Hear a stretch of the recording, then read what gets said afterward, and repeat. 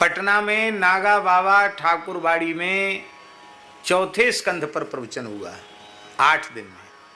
भागवत के तीसरे स्कंध तक प्रवचन हुआ था बक्सर में श्री सीताराम विवाह महोत्सव में। पूज्य मामा जी विराजमान थे उसमें, बक्सर वाले महाराज जी। फिर दूसरी कथा उनका दूसरा स्थान पटना में है, नागा बाबा ठाकुरबाड़ी, वहाँ हुआ। तो सब ने कहा कि तीसरे स्कंध से आगे सुनाओ, खुले मन से सुनाना। तो उन्होंने कहा ठीक है। तो 8 दिन में चौथा स्कंध हुआ, तो बहुत सुख मिला। ध्रुव जी का चरित्र खूब बढ़िया हुआ।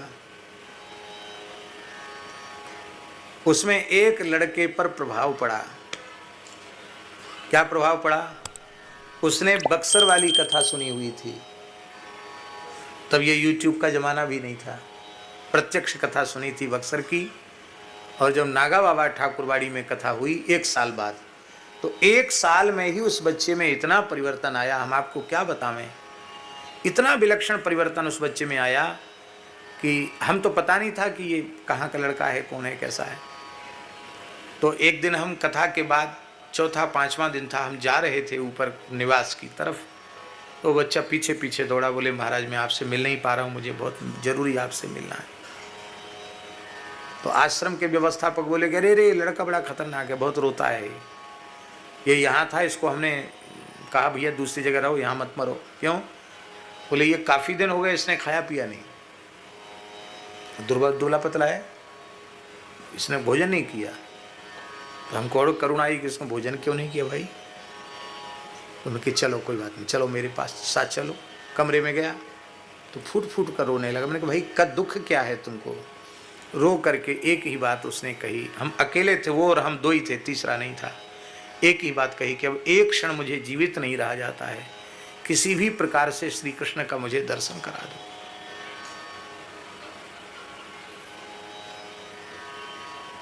कहाँ के हो भाई? बोले पटना के आसपास कोई गांव का नाम बताया।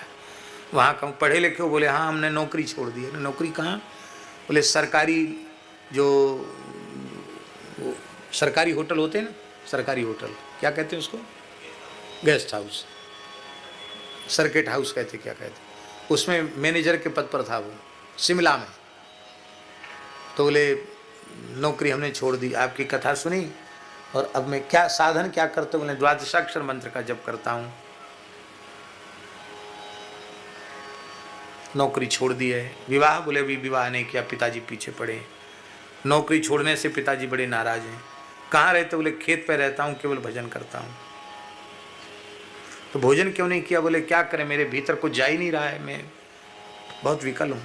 मैंने कहा भाई तुम्हारे विरह को, विकलता को देख के हमें इतनी करुणा आ रही है कि हमारी सामर्थ्य होती तो तुम्हारी गोद में श्री कृष्ण को बिठा देते।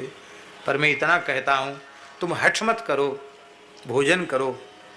बड़ा आग्रह किया तो बोले हमको कंठी दे दो, तुलसी पहनने की बड़ी मैंने तुलसी दे दिया। फिर दूसरे दिन मैंने उसको बुलाया, कथा तो पूरी हो गई थी, तो मैंने हठ पूर्वक उसको कहा कि नहीं कुछ खाना पड़ेगा। बोले आपने जो खाया उसमें से एक कण हमको दे दो।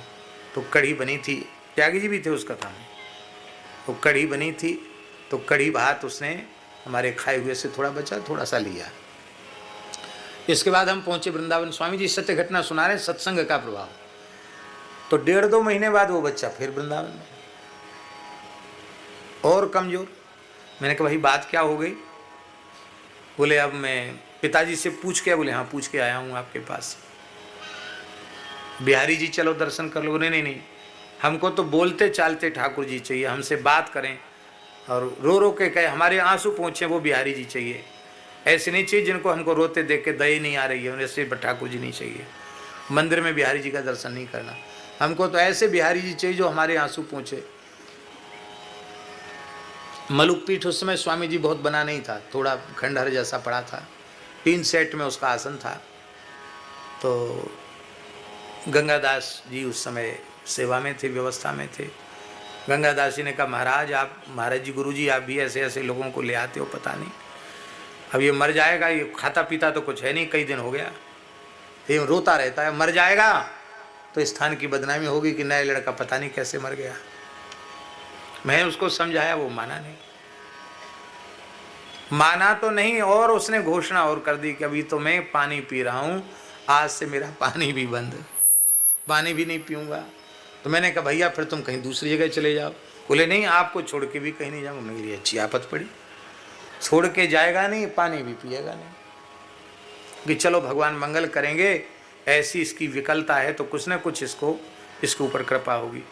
द्वारकेश धाम में गौड़ जी, राम कुमार जी गौड़ की कथा पूरी हुई थी। कथा में भी नहीं जाता था, केवल जप करता और रोता था। पानी छोड़ने के तीसरे दिन की घटना है। हम अपने कक्ष में, अभी भी वह कक्ष है जिस कक्ष की घटना है, हम कक्ष में, मध्याह्न का समय था, गर्मी का समय था, हम सो रहे थे, पंखा चल रहा था, और वह लड़का तेजी से दौड़ता हुआ मेरे कक्ष में पहुंचा, मेरे पैर को हिलाया, जगाया, और नीचे दीनबंधु दास लेटे थे चटाई पर, और आकर उसने कहा कि ठाकुर जी अभी मेरे सामने से भागकर आपके कमरे में आए हैं। मैंने कहा कहाँ हैं? तो बोले ये खड़े, सामने खड़े। कैसे हैं?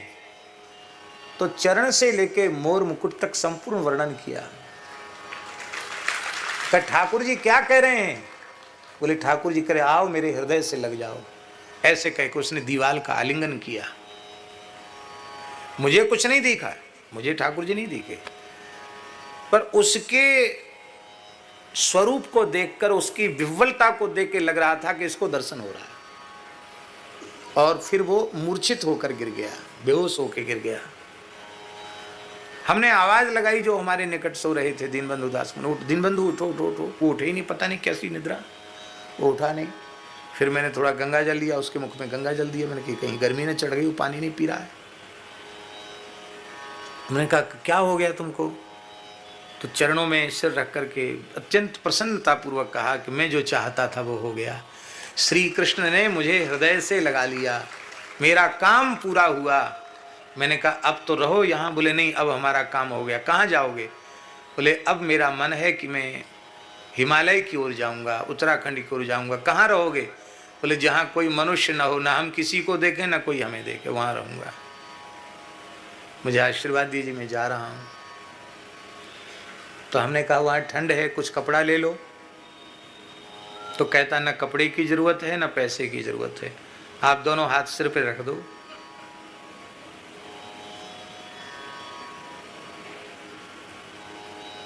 और प्रणाम करके चला गया। आज तक लौट के नहीं दिखाई पड़ा, पता नहीं जीवित भी है कि नहीं है। व्याकुलता से तीसरे दिन भगवत प्राप्ति होते हुए देखी। केवल 2 बार कथा सुनने की महिमा। हाँ ये जरूर है कि उसका कोई जन्मांतरीय संस्कार होगा, पूर्व जन्म की साधना होगी। तो ऐसा ही कोई एक भाग्यशाली जीव ईमानदारी से भजन में लग जाए, उसके लिए इतना श्रम कर रहा हूं। इसलिए मेरी प्रार्थना है इसी जन्म में इसी शरीर से भगवत प्राप्ति हो, ऐसा संकल्प लेकर के सत्संग करो, ऐसा संकल्प लेकर के भजन करो। संसार के किसी चाकचिक्य में आपका मन फंसे नहीं, आपका मन आकर्षित न हो। देखो सच्ची बात यह है कि कोई मनुष्य यदि यह अहंकार करता है कि मैं गोसेवा करता हूं या गोरक्षा के काम में लगा हुआ हूं, तो मेरे विचार से उतना उससे बड़ा मूर्ख और कोई दूसरा नहीं होगा। भैया गैयान की रक्षा करवे वाले तो गिरिराज बाबा हैं, ग्वारिया गोपाल हैं, गोविंद हैं। और आज भी पूरे देश में जो बड़ी बड़ी गौशालाओं का संचालन हो रहा है, दोनों प्रधान जनसेवक बैठे हैं, सरकारों से सहयोग हो रहा है। वो भी उन सरकारों से सहयोग हो रहा है जिनके मन में कहीं गोरक्षा की भावना है। देश में इस प्रकार की पवित्र विचारधारा का शासन नहीं होता तो चाहे राजस्थान में, चाहे उत्तराखंड में, चाहे उत्तर प्रदेश में, मध्य प्रदेश में, गुजरात में, जहाँ कोई ट्रस्ट और कोई व्यक्तियों का समुदाय ये विश्वास करता है कि मैं कर रहा हूँ, मेरे द्वारा हो रहा है, उससे बड़ा कोई मूर्ख नहीं है। हमारी तो ऐसी मान्यता है भैया ठाकुर जी ही गैयान की सेवा कर रहे हैं। जहाँ कहीं जड़खोर गोधाम का श्रीकांत जी लगभग 2-2.5 करोड़ रुपए महीने का खर्च है। हमको लोगों ने संस्थापक अध्यक्ष बना रखा है, निमित्त हैं नाम मात्र के। पर हमसे कोई पूछे, आजकल आ जाते हैं ना पूछने वाले, व्यवस्था कहाँ से हुई पूछो, तो हमसे कोई हिसाब पूछे तो हम तो हाथ खड़े कर देंगे, भैया हम ना जाने कैसी व्यवस्था होती है। चलो जो ऑफिस में बैठे हैं काम देख रहे हैं उनसे पूछो, वो भी नहीं बता सकते। तो होती है जन सामान्य के द्वारा ही सेवा, लेकिन ये सेवा की भावना भीतर जगाने वाला कौन है? ये सेवा की भावना जो जागृत करते हैं वो गोविंद के अलावा और कोई दूसरा नहीं। बड़े बड़े काम इस शासन में हुए हैं जो बिल्कुल असंभव जैसे थे। कश्मीर में धारा 370 और 30 धारा समाप्त हुई, कोई सोच भी नहीं सकता था। उसमें जब चर्चा उठती थी तो लोग कहते थे कि ये सब बेकार की पागलपने की बातें, ये हो ही नहीं सकता है, और हो गया। और लगभग आतंकवाद का भी सफाया जैसा हो गया। श्री राम मंदिर के बारे में तो और ही लोग जता पता नहीं क्या क्या नहीं कहते थे। यहाँ तक लोग कहते थे कि मंदिर वहीं बनाएंगे लेकिन तारीख नहीं बताएंगे। तारीख भी आ गई, उद्घाटन भी हो गया, और आज पूरे विश्व का आकर्षण रामलला के दर्शन में बना हुआ है। अभी कुछ समय पहले ये चल रहा था कि भाई ये वक्फ बोर्ड वाला कैसे खत्म होगा, ये तो हो ही नहीं सकता है, क्योंकि कुर्सी के लालची और तुष्टीकरण ही जिनका एकमात्र सिद्धांत है, उस विचारधारा के लोगों ने तो देश को पता नहीं कहाँ ले जाकर खड़ा कर दिया था। और लोग कहते थे कि ये तो जानबूझकर सरकार में न रहने के डोल कर रहे हैं, वो प्रस्ताव गिर जाएगा और सरकार गिर जाएगी, फिर पता नहीं क्या होगा। लेकिन भगवान की कृपा हुई, वो भी ठीक हो गया, पारित हो गया बहुमत से, पूर्ण बहुमत से राज्यसभा में भी पारित हो गया। और इतना ही नहीं, इतनी बड़ी संख्या उत्तर प्रदेश में है, लेकिन गोरक्ष पीठाधीश्वर योगी बाबा बैठे हैं, किसी ने चू नहीं किया। मध्य प्रदेश में भी किसी ने चू नहीं किया, महाराष्ट्र में भी कुछ नहीं, गुजरात में भी कुछ नहीं। हाँ, पश्चिम बंगाल में उपद्रव हो रहा है। ये तो होगा, कब तक होगा? तब तक रहेगा उपद्रव जब तक भारतीय जनता पार्टी की सरकार बंगाल की धरती पर पूर्ण बहुमत से नहीं आ जाती। हम यहाँ कोई वोट मांगने नहीं बैठे हैं, लेकिन ये बात हम कह रहे हैं, राष्ट्र के हित का चिंतन करते हुए बात कह रहे हैं कि आजकल सोशल मीडिया में बात कहीं से कहीं तक पहुंच जाती है। बंगाल की धरती से जिनका संबंध जुड़ा है, बंगाल के जो नागरिक हैं, जिनका आरडी ईमानदारी से बंगाल का बना हुआ है, पश्चिम बंगाल का, उन सबको चुनाव के समय पूर्ण संगठित होकर के और मतदान करना चाहिए। बंगाल को बचाने के लिए मतदान करना चाहिए। बांग्लादेश जैसी, और अभी भी हिंदू अल्पसंख्यक नहीं है, वहां बहुसंख्यक है हिंदू, पर बटा हुआ है। इसलिए बंगाल में जो भी लोग हैं हिंदू सनातनी विचारधारा के, उनके मतों का पूर्ण ध्रुवीकरण होना चाहिए और उस सत्ता का सफाया होना चाहिए, और भारतीय जनता पार्टी की विचारधारा की सरकार पूर्ण परिपूर्ण बहुमत के साथ वहां आनी चाहिए, नहीं तो और अधिक उपद्रव वहां होगा। तो ये बड़े बड़े काम, और भी बड़े बड़े कई काम हुए हैं। राष्ट्र का चहुमुखी विकास कैसा हो रहा है, हुआ है, कितनी शासन के काम में पारदर्शिता है, ये सब बातें तो आप सब प्रत्यक्ष देख रहे हैं, उसमें प्रमाण की आवश्यकता नहीं है। पर सबसे महत्वपूर्ण कार्य अभी अवशिष्ट है, और वो महत्वपूर्ण कार्य है धर्म प्राण भारतवर्ष की धरती गोवध के कलंक से विमुक्त होनी चाहिए। क्योंकि गुरुजी, मुगल काल में भी क्रांति का बीज गोरक्षा थी, चाहे महाराणा प्रताप ने क्रांति की हो, उसके मूल में भी गोरक्षा थी। छत्रपति शिवाजी महाराज की क्रांति के मूल में भी गोरक्षा थी।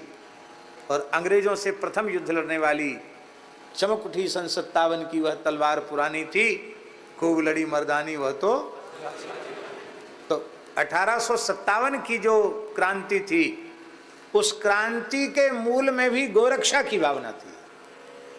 और फिर देश की स्वतंत्रता के आंदोलन के मूल में भी जो स्वातंत्र वीर थे, उन्होंने जो अपना तन मन प्राण सर्वस्व स्वतंत्रता की बलिवेदी पर समर्पित किया, उसके मूल में भी गोरक्षा की भावना थी। तो मुगल काल से लेके आज तक ये गोरक्षा की भावना सनातनियों के, भारतीयों के मन और प्राण में बसी हुई है। इसलिए ये सबसे महत्वपूर्ण प्रश्न है और इसका समाधान आवश्यक है।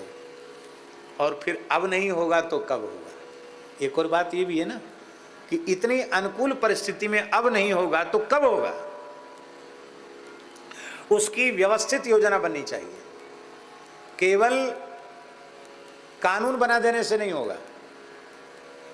अभी महाराष्ट्र में नांदेड़ में कथा थी, बहुत बड़ी संख्या में, कम से कम 2-2.5 लाख लोग प्रतिदिन उपस्थित हो रहे थे कथा में। महाराष्ट्र के लोग सत्संग प्रेमी बहुत हैं। और वहाँ के लोगों ने कहा, महाराज जी, महाराष्ट्र में गाय को राज्य माता घोषित कर दिया है, लेकिन तस्करी पर अभी भी कोई अंकुश नहीं लग पा रहा है।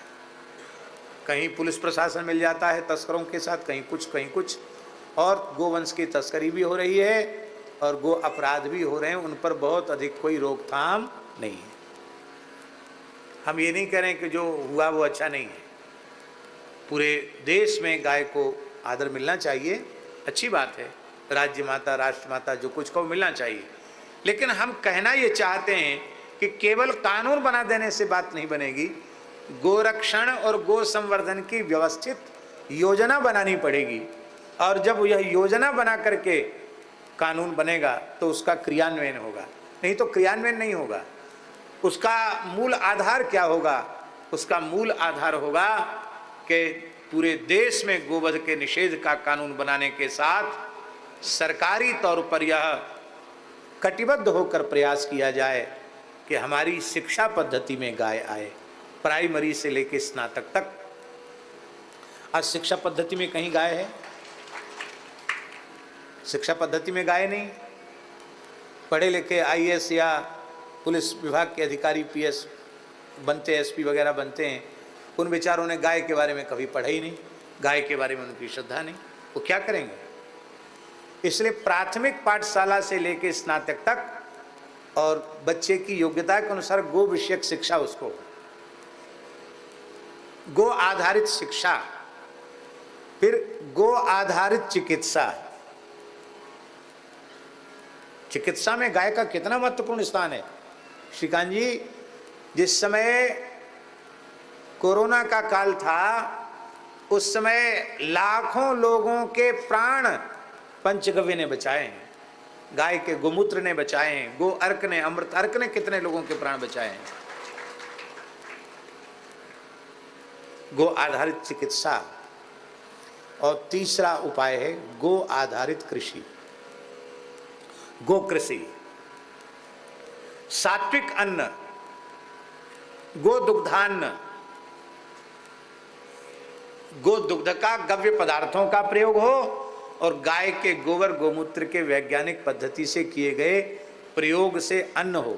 अन्न उत्पादित करते हैं, उनके अन्न को सरकार अधिक राशि देकर के खरीदे तो किसानों में प्रोत्साहन होगा। भाई नर गोवंश है, लोग कहते नर गोवंश कहाँ जाएगा?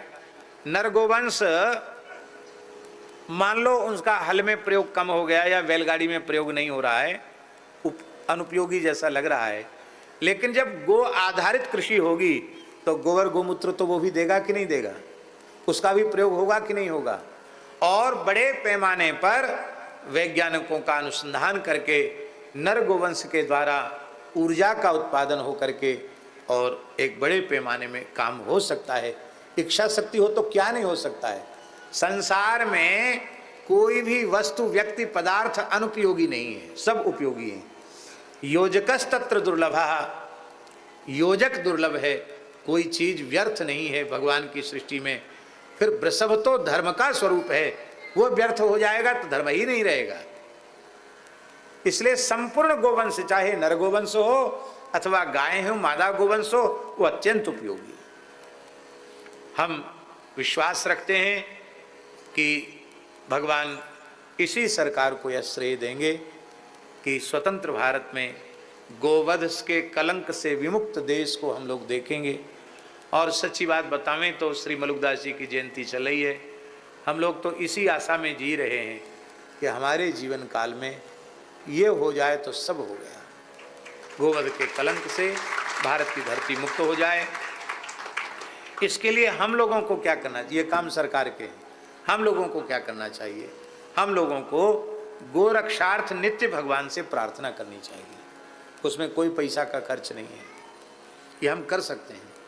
दूसरा कार्य हमको करना चाहिए कि हमें व्यक्तिगत जीवन में गव्य पदार्थों के सेवन की प्रतिज्ञा करनी चाहिए कि हम भारतीय वेद लक्षणा देसी गाय के दूध, दही, घी का ही प्रयोग अपनी देवाराधन में करेंगे, देव पूजा में करेंगे, श्राद्ध आदि में करेंगे, और अपने आहार के रूप में, अपने परिवार के आहार के रूप में उसी का प्रयोग करेंगे।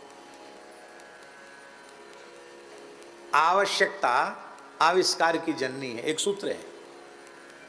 आप विचार करो कि मान लो वृंदावन के सभी लोग एक साथ निश्चय कर लें कि हम तो भाई बाजार का अप्रामाणिक दूध जो अन्य अन्य पशुओं का है, जर्सी का है या भैंस का, भेड़ बकरी का है, वो दही उपयोग करेंगे, उसी से ठाकुर सेवा करेंगे, उसी से अतिथि का सत्कार करेंगे, दूसरी चीज हम खरीदेंगे ही नहीं, लेंगे ही नहीं। यदि ऐसा सब लोग निश्चय कर लें तो सब डेयरी वाले, सब मिठाई की दुकान वाले हाथ पे हाथ धर के बैठ जाएंगे कि नहीं? बोलो, बैठेंगे कि नहीं बैठेंगे? कोई खरीदेगा नहीं तो बेचारी दुकान बंद रह जाएगी। तब मिठाई की डेयरी की दुकान खोलने के पहले लोग गौशाला खोलेंगे। भैया हमें दुकान चलानी है तो वेद लक्षणा भारतीय देसी गाय के दूध, दही का प्रबंध हमें अब करना ही पड़ेगा। तो स्वयं गव्य पदार्थों के सेवन की जो प्रतिज्ञा है, ये भी गोरक्षा का एक बहुत श्रेष्ठ साधन है। तो गो रक्षा के लिए भगवान से प्रार्थना, आहार में गव्य पदार्थ की प्रतिज्ञा, गव्य पदार्थ सेवन की प्रतिज्ञा, और तीसरा काम है कि किसी न किसी रूप में प्रतिदिन गो सेवा करना।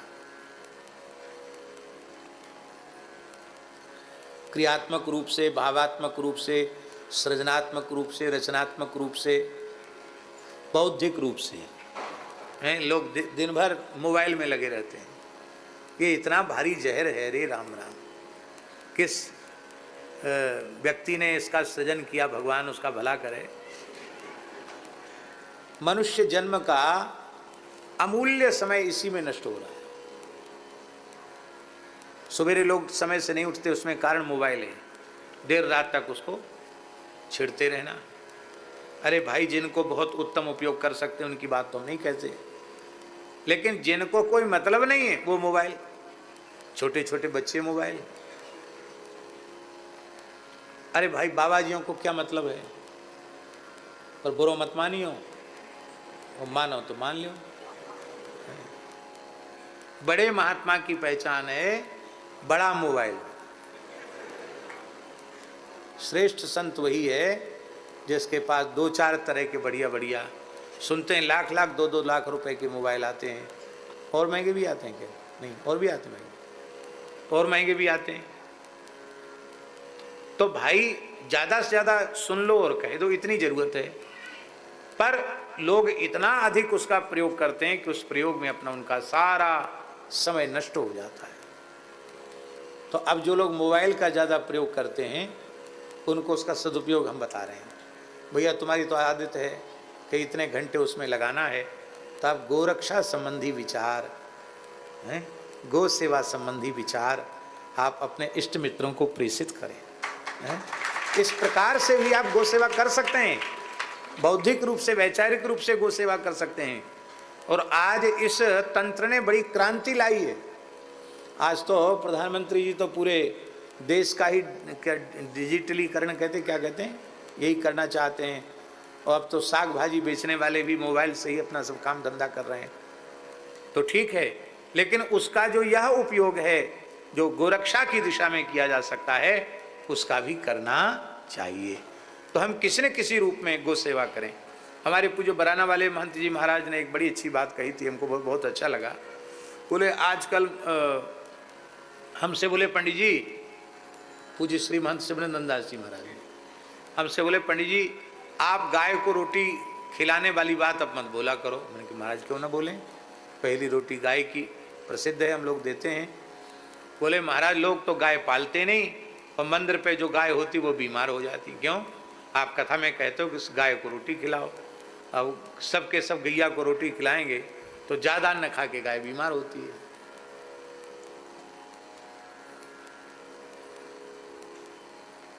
बीमार नहीं होती, कई बार तो गाय पधार जाती है, इतना अन्न लोग खिला देते हैं। गोपाष्टमी को इतना खिला देंगे कि गैया का गोलोकवास जल्दी हो जाए। तब बराना वाले महंत जी ने एक बड़ी अच्छी बात बताई। बोले रोटी निकालने की बात आप मत कहो, अब माताओं को प्रेरणा दो कि भाई जब रोटी बनाना शुरू करती हैं, आटा परात में रखा तो एक कटोरी भर के आटा एक कनस्तर में या एक घड़ा में रख दो, ये गोग्रास हो गया।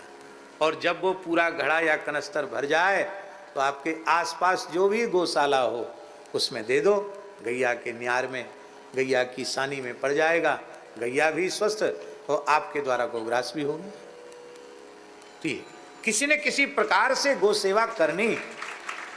आपके पास कोई सामर्थ्य नहीं है तो गौशाला में जाकर गोबर उठा दिया, सफाई कर दी, गाय की सानी बना दी। और महाराज जी गाय समृद्धि का मूल है। आप में जहाँ जड़कोर गोधाम स्थित है, आप तो पधारे हैं जड़कोर, वहाँ के जो जाट और गुजर हैं जो अधिक संख्या में है वहाँ, वही सब प्राय अपनी गौशाला में गौसेवक हैं। आपको सुनकर आश्चर्य होगा, एक एक घर में 50-50 हजार रुपए का महीना जा रहा है। सब सेवा कर रहे हैं और 10-12 हजार 15 हजार उनकी सेवा के अनुरूप सबको तनख्वाह मिल रही है। एक एक घर में 50-50 हजार रुपए महीने तक जा रहा है। और घर की खेती उनकी छोटी मोटी जो भी है वो अलग है, घर में गैया है और दूध बेच लेते वो अलग है, इतना पैसा जा रहा है। हमारे देखते देखते जड़खोर के आसपास के गांव में समृद्धि फिर से लौट आई है।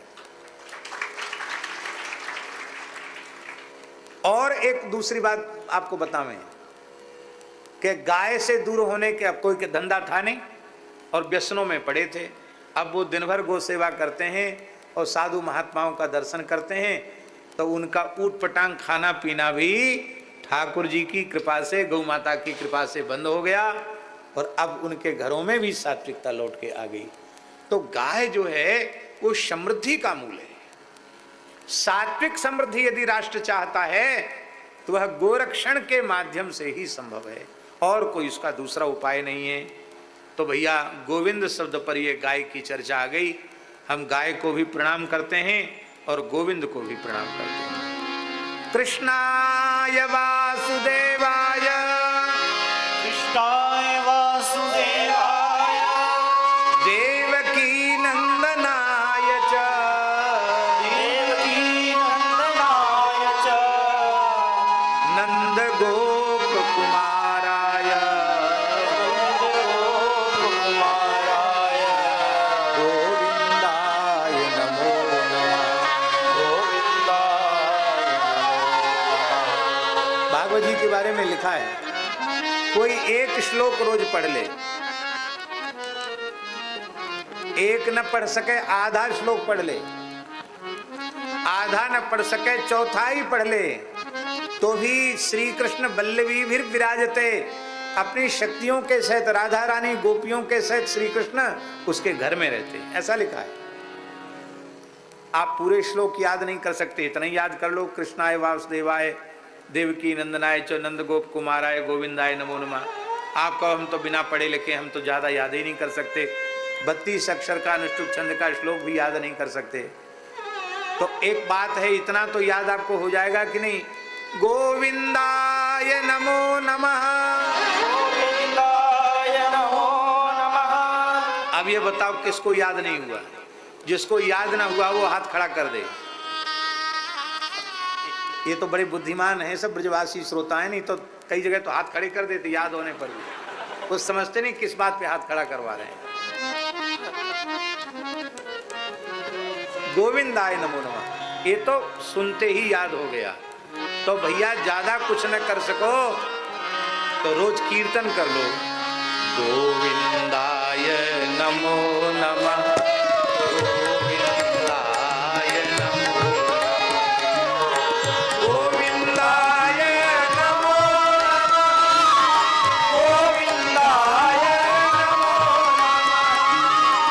गोविंदाय नमो नमः,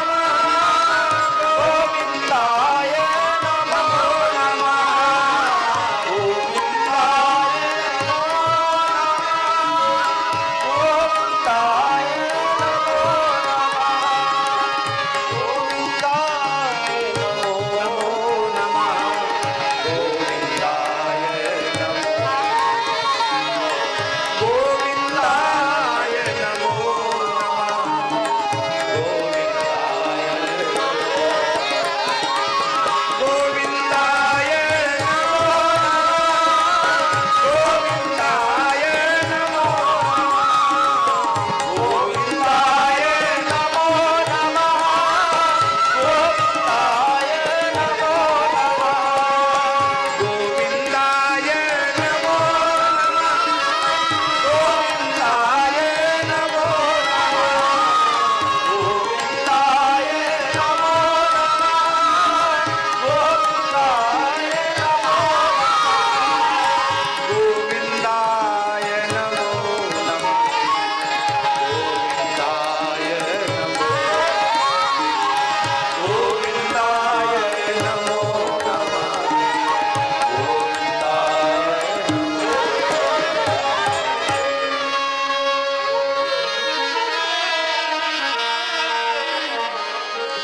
कुंती ने कहा, बड़ी प्यारी बात है, कुंती जी ने कहा कि प्रभु सारे संसार में मेरे संबंध में लोग यही कहते थे कि कुंती अनाथ है, और वस्तुतः कुंती अनाथ थी संसार की दृष्टि में। पांडु का निधन हो गया, छोटे छोटे पुत्र हैं, धृतराष्ट्र यही चाहता है कि इसका कैसे सर्वनाश हो जाए, लाक्षागृह में जलाकर मारने का षड्यंत्र, क्या क्या नहीं किया। कोई सहयोगी नहीं है कुंती का, लोक की दृष्टि में कुंती अनाथ है, पर कुंती ने कभी अपने को अनाथ नहीं माना। त्वयैव नाथेन मुहुर विपद गणात्, त्वयैव नाथेन, संसार भले ही मुझे अनाथ कहता हो, पर जगन्नाथ, विश्वनाथ, द्वारिकानाथ के होते हुए, रघुनाथ के होते हुए भला मैं अनाथ कैसे। भगवान को सबसे ज्यादा पीड़ा तब होती है जब कोई जीव अपने को अनाथ कहता है। इसका मतलब है कि वो भगवान की सत्ता का अपलाप कर रहा है, भगवान की सत्ता को ठुकरा रहा है। भगवान है तो वह अनाथ कैसा। जब जगन्नाथ हैं तो फिर हम अनाथ कैसे। यदि भगवान ने ये घोषणा कर दी होती कि हम केवल महात्माओं के नाथ हैं, भक्तों के नाथ हैं, तब तो हम लोग किनारे हो जाते। पर वो तो जगन्नाथ हैं, जगत में तो सब तरह के लोग हैं। हम बुरे से बुरे हैं तो भी हम ठाकुर जी के हैं, ठाकुर जी हमारे अच्छे हैं तो भी ठाकुर जी के। और हे प्रभु, मेरे इस विश्वास ने ही चमत्कार कर दिया। जिस कुंती को सब लोग अनाथ कहते थे, उस कुंती का 5 पुत्रों के सहित बाल बांका नहीं हुआ। कहां कहां, विशाल महाग्ने पुरुषा ददर्शना असत सभाया वनवास कृच्छतः मृधे मृधे नेक महारथा चास हरे विरक्षिता। हे भगवान, मेरे पुत्र भीमसेन को विष दे दिया गया। उस समय मेरे पुत्र को बचाने वाला कौन था? आप थे। भीमसेन को जब विष दिया है, कालकूट नामक भयंकर विष दिया है, जिसको सूंघकर व्यक्ति मर जाए, और वो बड़ी मात्रा में पकवान मिष्ठान में मिलाकर भीमसेन को खिलाया गया, और भीमसेन मरे नहीं, बेहोश हो गए। तो उनको पत्थरों से बांधकर, रस्सियों से बांधकर गंगा जी में डाल दिया। तो ये चले आए, और भीमसेन, भगवान की इच्छा है, नहीं तो कोई ऐसे नागलोक में पहुंच जाएगा। भीमसेन नागलोक पहुंच गए। नागों ने उस बालक भीमसेन को डसा, तो विषस्य विषमौषधम, वो विष का प्रभाव डसने से खत्म हो गया। जैसे ही होश आया भीमसेन को, बड़े बड़े नागों को उठा उठा के पटकने लगे। नाग दौड़े दौड़े नागराज वासुकी के पास गए, बोले भगवान महाराज रक्षा करो, एक बालक नागलोक का काल बन करके आया है, बड़े बड़े नागों को पटक पटक कर मार रहा है। नेत्र बंद किए वासुकी नाग ने, और उन्होंने कहा अरे वो तो हमारा देवता है। बोलो भक्तवत्सल भगवान की। क्योंकि कुंती के पिता जो कुंती भोज हैं, वो मेरे परम मित्र, और मेरे मित्र की पुत्री होने के नाते कुंती मेरी बेटी है, और ये कुंती का पुत्र है तो मेरा देवता है। मैं नाना हूं और तुम सब मामा हो। हैं? भगवान जब कृपा करते हैं तो नागलोक में भी नाना मामा मिल जाते हैं। तो भांजे को आदर पूर्वक ला, भीमसेन को आदर पूर्वक लाया गया और गोद में बिठाया, तो कहा बेटा मैं तुम्हारा नाना लगता हूं, मुझे प्रणाम करो। भीमसेन ने कहा आप हमारे नाना जी कब से हो गए? तो पूरी बात बताई, ऐसे हम तुम्हारे नाना हुए। तब भीमसेन ने वासुकी नाग के चरणों में प्रणाम किया, बहुत सत्कार किया, उबटन लगाकर स्नान कराया, और बोले देखो हमारे नागलोक में 7 कुंड हैं अमृत के, इनको पी लेने से हजारों हाथियों का बल तुम्हें प्राप्त हो जाएगा। ये कुंड अक्षय हैं, पी जाने के बाद फिर भर जाते हैं, तो तुम जितना पी सको उतना पी लो। वो तो सोचते थे कि 10-5 किलो पिएगा, ज्यादा पिएगा तो, पर भीमसेन 7 कुंड पी गए, एक बार में ही सफाचट सब पूरा पी गए। बोले भाई नाती हो तो ऐसा हो। बोले अब इसको पचाना पड़ेगा, थोड़ा विश्राम में चले जाओ। तो 7 दिन तक भीमसेन सोए। अब देखिए कितना समय हो गया भैया जी, इतने समय तक कुंती शांत भाव से बैठी हैं। सबको पता चल गया कि भीमसेन लौट के नहीं आए, इसका मतलब उनको मार दिया गया है। पर कुंती का विश्वास, त्वयैव नाथेन, जब श्री कृष्ण मेरे नाथ हैं तो मेरे पुत्र का कुछ नहीं बिगड़ सकता। और 7-8 दिन के बाद भीमसेन कुर्ता टोपी पहन के, आभूषण पहन के, नागलोक के दिव्य आभूषण पहन करके अपनी मां के गोद में आ गए। विशाल महाग्नि लाक्षागृह को जला, लाक्षागृह में हमको जलाने का षड्यंत्र किया गया। लाख की आग कितनी भयंकर हो सकती है आप सोचिए। उस लाक्षागृह की आग से हमको बचाया, बड़े बड़े नरभक्षी राक्षसों से बचाया। असत सभाया, यहां एक बड़ी ऊंची बात है। जिस सभा में पितामह भीष्म बैठे हो, गुरु द्रोणाचार्य बैठे हो, कृपाचार्य बैठे हो, महात्मा विदुर बैठे हो, और उस सभा को असत सभा कह दिया जाए। 12 महाभागवत में एक महाभागवत में भीष्म जी, और उस सभा को असत सभा कहा जा रहा है जिसमें बड़े बड़े महापुरुष बैठे हैं। इसका मतलब है कोई बड़े बड़े महापुरुषों की उपस्थिति से कोई सभा सत्सभा नहीं होती है। उस सभा में क्या किया जा रहा है ये महत्वपूर्ण है। भले ही सामान्य लोगों की सभा है, पर उसमें खूब झूम के कीर्तन किया जा रहा है, कथा हो रही है, कीर्तन हो रहा है, तो वो सत्सभा है। और बड़े बड़े महापुरुषों के सामने भी यदि जुआ खेलने जैसा निंद कर्म किया जा रहा है तो इतने बड़े सत्पुरुषों के होते हुए भी वो सभा असत सभा। वनवास के कष्ट से रक्षा की और अभी अभी मेरे एकमात्र वंश बीज उत्तरा के गर्भ में स्थित परीक्षित की भी आपने रक्षा की। इसलिए भगवान अब तो मैं कुछ मांगना चाहती हूं आपसे। जिस समय कुंती ने कहा कि मैं कुछ चाहती हूं आपसे, तो संत मत है भैया जी कि देवता थर थर कांपने लगे। लोकपाल दिक्पाल इंद्रादि देवता थर थर कांपने लगे। वे मन में विचार करने लगे कि कुंती ने जब से होश संभाला है बस पूरी होने वाली है। कुंती ने जब से होश संभाला है तब से इसे कष्ट ही कष्ट मिला है। कहीं ऐसा न हो कि संसार के कष्ट से पीड़ित होकर के कुंती अपने पुत्रों के लिए स्वर्गलोक का राज्य मांग ले, वरुण लोक का राज्य मांग ले। अरे और तो और ब्रह्मा जी सोचने लगे कहीं ब्रह्मलोक न मांग ले। पर धन्य है, धन्य है, धन्य है कुंती की निष्काम भक्ति कितनी अद्भुत है, अनुपम है।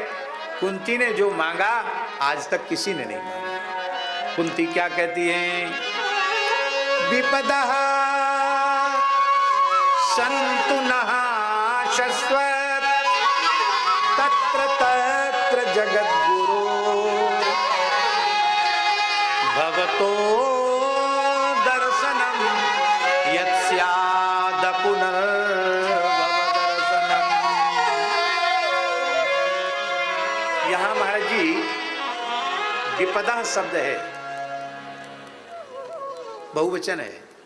और संतु विपत्तियां हों और वह भी शाश्वत विपदा संतु, माने ऐसी विपत्ति नहीं जो आए और चली जाए। विपत्तियां हमारे ऊपर सदा बनी रहे, मैं विपत्तियों के भार से दबी रहूं।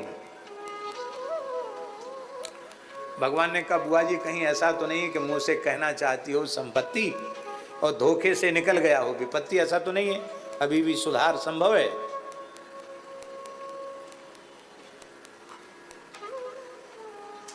तो बोले नहीं नहीं ये कोई भूल में नहीं मांग रहे, बहुत सोच समझ के मांग रहे। हे जगत गुरु विपदशंतु न शश्वत नः, नः का अर्थ क्या है? हाँ, ये और अकेले के लिए विपत्ति मांग रही सो नहीं। नः अस्माकम नः, हम सबके ऊपर विपत्ति ही बनी रहे। भगवान ने कहा लोग विपत्ति से तो घबराते हैं, कहते देखो अब हमें विपत्तियों में भी स्वाद आने लग गया है। हमको पहले बुखार बहुत आता था तो एक हमारे मोहल्ले में वैद्य जी थे, उड़िया वैद्य जी, उड़िया बाबा ज्ञान गुदरी में। तो उनने कुछ दिन तो हमको दवाई दी, बाद में देखा कि तो ऐसा विचित्र है इसको बुखार छोड़ता ही नहीं।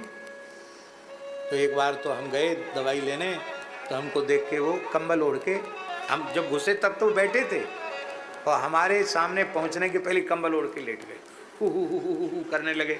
बोले बाबा तुम चले जाओ, तेरो इलाज करते करते मैं बीमार रहेगा, तू जा। तो हमने कहा कि महाराज जी को कहा, महाराज जी बोले उनसे पूछ के आना कि कोई दवाई बता दो हम लेते रहेंगे। तो उन्होंने कहा कि 90 दिन तक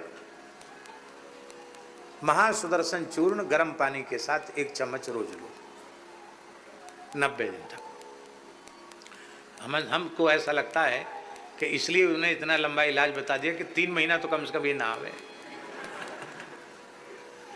अब वो इतना कड़वा चूर्ण होता महासुदर्शन कि उसके बाद मिश्री भी खाओ तो थोड़ी देर तो मिश्री का भी स्वाद नहीं आता, इतना कड़वा होता है। पर 4-6 दिन तो उसको खाने में बहुत नाक मुंह सिकोड़ते और बड़ा ऐसा लगता, अभी भी याद आती तो मुंह कड़वा हो जाता है, इतना महाराज। तो ऐसा वो चूर्ण, लेकिन 10 दिन के बाद उसी में स्वाद आने लग गया। महाराज जी बोले देखो पंडित जी, कटु भी रस है, उसमें रस खोजो तो आस्वादन मिलेगा कटुक रस का। इसलिए तुम अश्रद्धा पूर्वक ले रहे हो, इसलिए दवाई का फायदा नहीं होता है, श्रद्धा पूर्वक लो। तो जैसे चिरायता का काढ़ा पीने वाले को कुछ समय में चिरायते में भी स्वाद आता है, माँ सुदर्शन की फंकी लेने वाले को कुछ समय बाद उसमें भी स्वाद आने लग जाता है। कुंती बोली हम तो विपत्ति भोगते भोगते हम तो विपत्ति में स्वाद आने लग गया। तो विपत्ति में स्वाद बोले हाँ, भवतो दर्शनम यत्स्यात्, ये विपत्तियां आपका दर्शन कराने वाली। हमारे ऊपर विपत्ति न होती तो द्वारिका का ऐश्वर्य छोड़कर आप हमारे सामने न होते, और जब तक हमारे ऊपर विपत्ति थी तब तक आप सब छोड़ के यहीं खड़े थे। और जब हमारे पुत्र को राज्य मिल गया, हमारी विजय हो गई, सब संकट के बादल छट गए, आप कहते हमारो काम है गयो, अब तो बुआ जी हम द्वारिका जाएंगे। तो ऐसी संपत्ति चूल्हे भार में जाए, जाके आए वे सो आप हमसे दूर चले जाएं। भवतो दर्शनम यत्स्यात्, ये विपत्तियां आपका दर्शन कराने वाली हैं। भवतो दर्शनम यत्स्यात् अपुनर्भव दर्शनम, आपका दर्शन अपुनर्भव है, अर्थात आपका दर्शन करने वाले को जन्म मृत्यु के चक्र में पड़ना नहीं पड़ता। अब देखिए महाराज जी, इसमें लगता है कि कुंती विपत्ति मांग रही है, लेकिन कुंती विपत्ति नहीं मांग रही है। विपत्ति वस्तुतः विपत्ति है ही नहीं। संसार की कोई भी विपत्ति कब तक रहेगी?